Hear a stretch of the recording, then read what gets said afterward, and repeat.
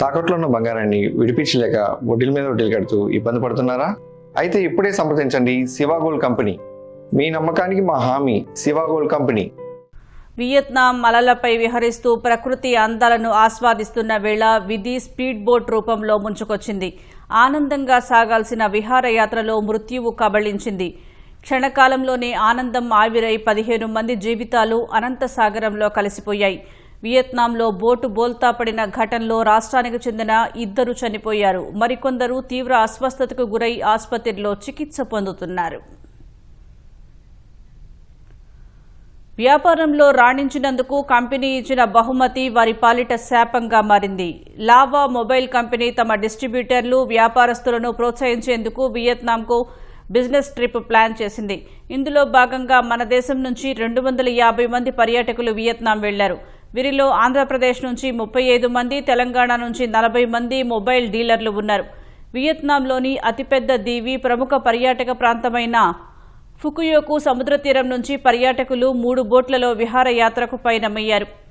అక్కడి కాలమాన ప్రకారం ఉదయం 10:30 గంటల సమయం, అంటే భారత కాలమానం ప్రకారం మధ్యాహ్నం 1:30 గంటల సమయంలో బోటు ప్రమాదం చోటు చేసుకుంది.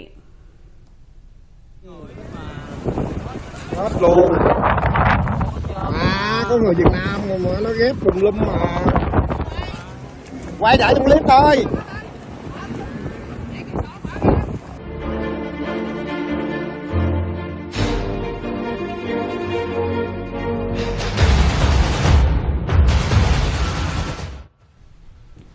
హాన్మే రూట్ నుంచి అంతోయ్ పోర్టుకు తిరిగి వస్తున్న సమయంలో ఒక బోటు ప్రమాదానికి గురైంది. ఆ సమయంలో బోటులో 32 మంది భారతీయ పర్యాటకులు, 4 సిబ్బంది ఉన్నారు.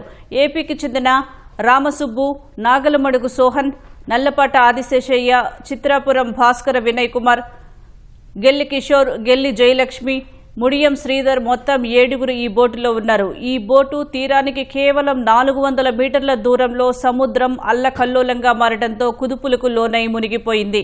పడవలో ఉన్న వారంతా నీళ్లలో పడిపోయారు.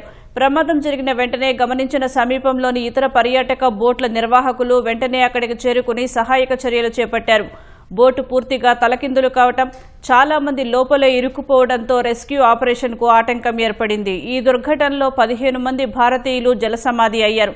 వీరిలో 12 మంది పురుషులు, 2 మహిళలు ఉన్నారు. ఆంధ్రప్రదేశ్కు చెందిన 3 ప్రాణాలు కోల్పోయారు.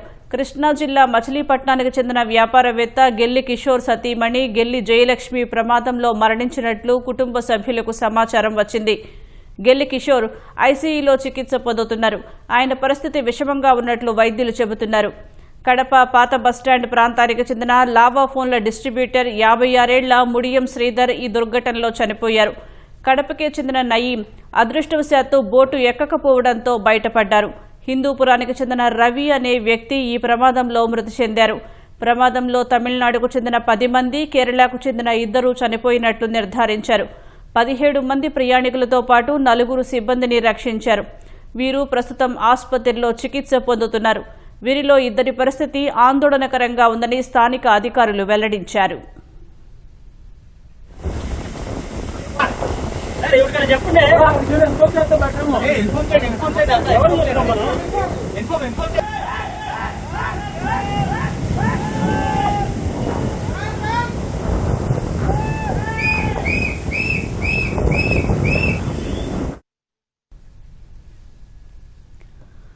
వర్షం లేకున్న ఆ సమయంలో సముద్రంలో అలల ఉధృతి తీవ్రంగా ఉండటమే బోటు మునిగిపోవడానికి కారణమని తెలుస్తోంది. ప్రమాదం జరిగిన వెంటనే స్థానిక అధికారులు, రెస్క్యూ బృందాలు స్పందించినా కళ్లెదుటే తమ వారు నీట మునిగిపోతున్నా ఏమీ చేయలేని నిస్సహాయ స్థితిలో పలువురు ప్రాణభయంతో వణికిపోయారు.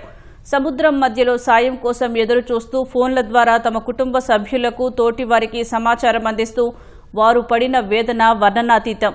ఎట్టకేలకు రెస్క్యూ సిబ్బంది కొంతమందిని సురక్షితంగా ఒడ్డుకు చేర్చి ఆసుపత్రులకు తరలించారు. ప్రస్తుతం వారంతా ఆసుపత్రిలో చికిత్స పొందుతున్నారు. వీరిలో 3 పరిస్థితి అత్యంత విషమంగా ఉన్నట్లు వైద్యులు తెలిపారు. బోటు ప్రమాదంపై వియత్నాంలోని భారత రాయబార కార్యాలయం తక్షణం స్పందించింది. సహాయక చర్యలు వేగవంతం చేయాలని స్థానిక అధికారులను కోరింది.